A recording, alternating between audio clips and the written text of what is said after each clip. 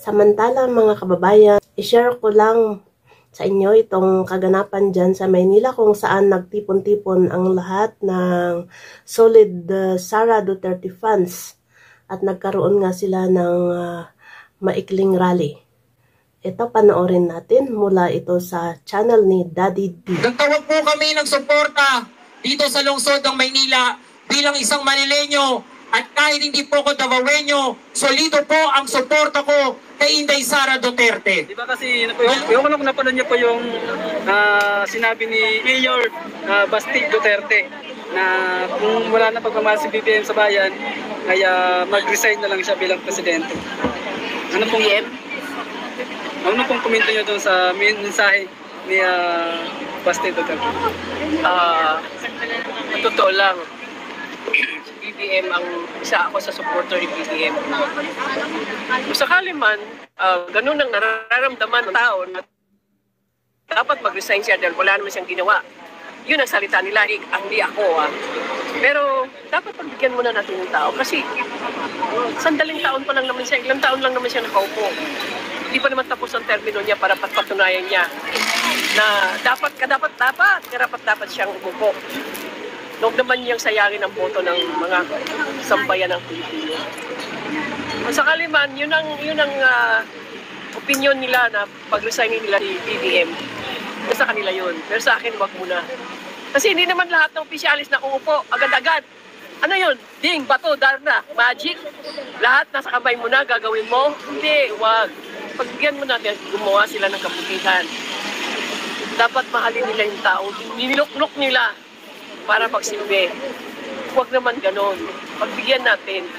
Bakit sino man sa inyo? Wag yung love at first sight. Pagkatapos, hiwalay agad, di ba? Dapat pag-aralan nyo mahalin ang isang tao. Mahalin nyo yung bayan nyo. Mahalin nyo yung kapwa nyo. Magtanim kayo ng pagmamahal. Hindi puro galit ang nasa puso nyo. Di ba? Mr. Supportan si Inday Sara. Hindi na po kasi matatao yung ginagawa nilang paninira. Hindi po nila dapat siraan. Dahil isa po siyang ng bayan natin eh. Tsaka sa pagtakbo naman yan sa boto, makikita po natin. Bakit ngayon sisiraan natin? Nag-attendance na kayo lahat. Ilang taon pa lang sila maligit ni BBM. Bakit sinisiraan nila? Kasama yun sa ganang akin. Kaya kung sinabi na dito, mayroong konting na kailangan na suporta. Kaya kami po Okay na. Ibig sabihin talaga sinadyan niyo pumunta rito para pakita kay Opo. Sadya po talaga. Okay, salamat po na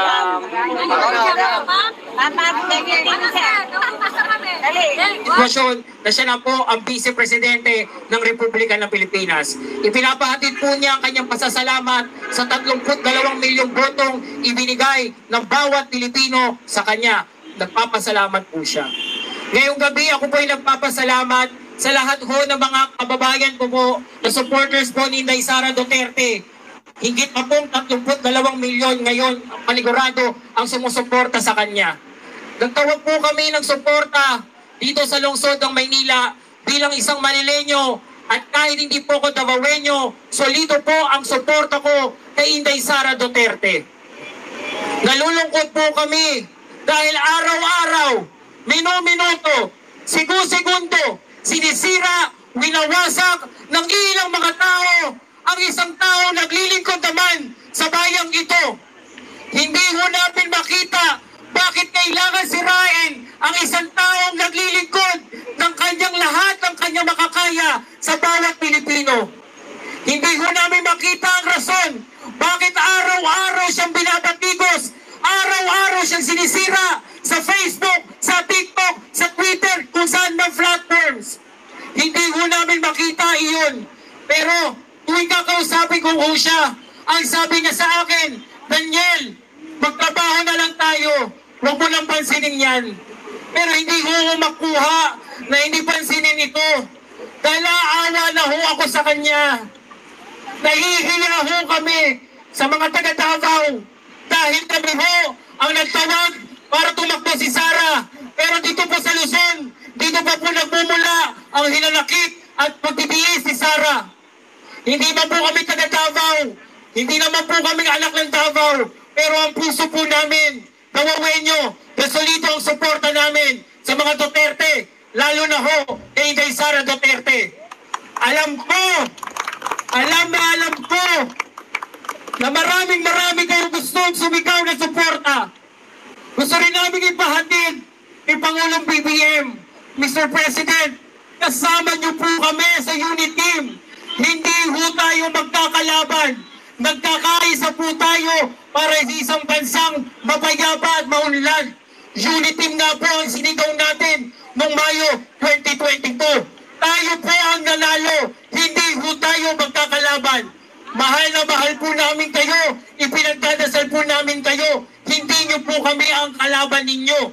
Kami po ang pinakahuling ninyo magiging kalaban. Kung iisipin man ng iba sa inyo, nakalaban kami. Dahil isa rin po kami sa sumigaw. Isa rin po kami sa 31 million na bumoto at umasa ng pagkakaisa sa bayang ito.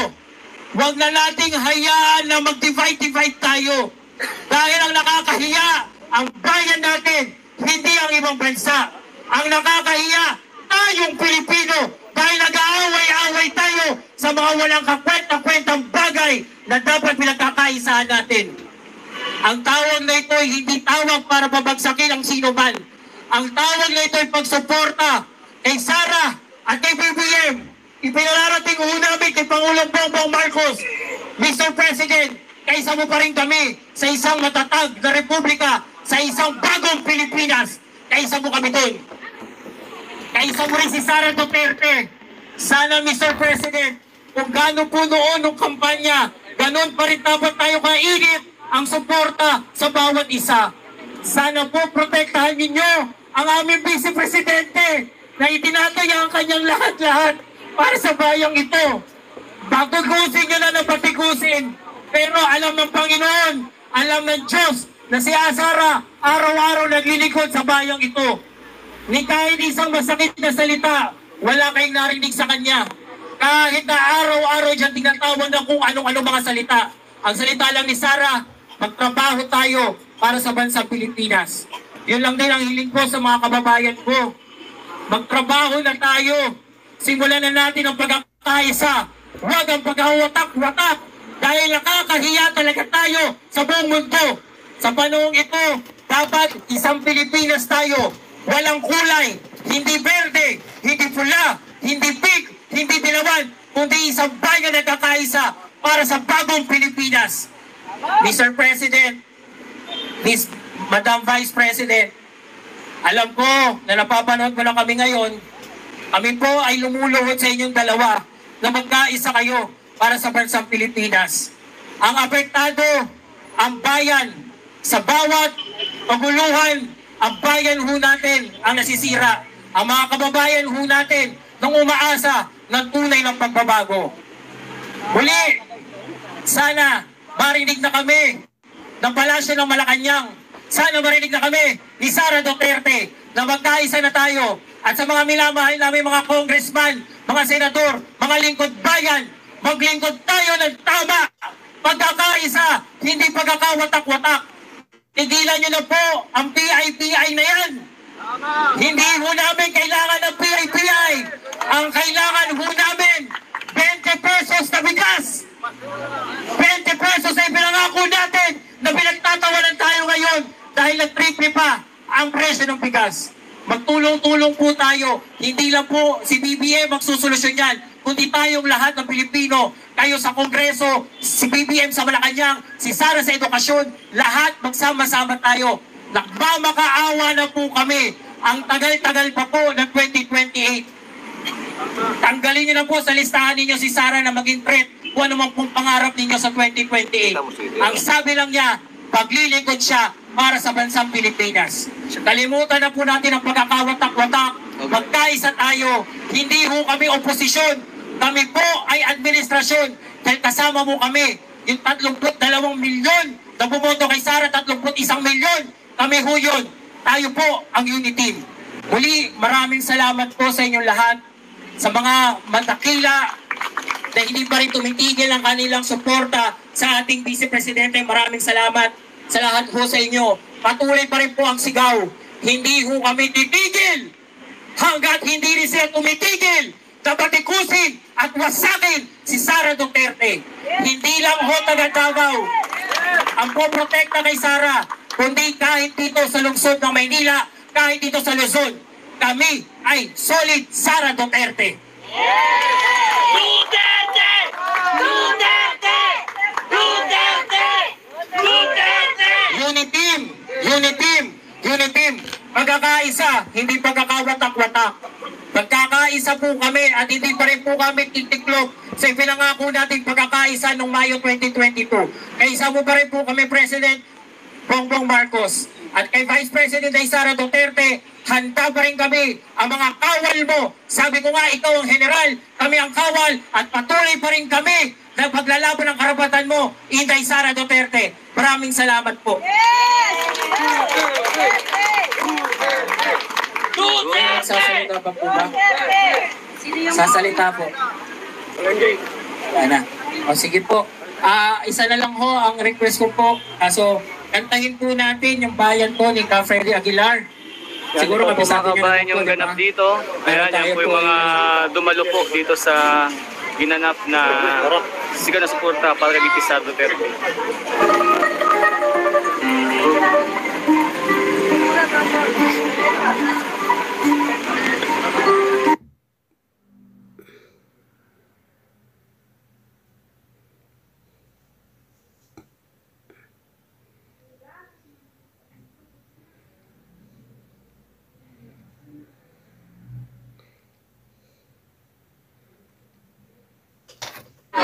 Namin kamahal si Sara Duterte. Dapat namin ipaglaban magmula pa noon hanggang ngayon. Sa Duterte pa rin kami. Loyalist kami. Hindi kami sa pera-pera lang. Kahit saan kami makarating, hindi Sara pa rin. Doon masabi niyo sa, kasi may panibagong balita na naman nalabas ngayon na sinasalin si VP Inday sa kaso dyan sa ICC.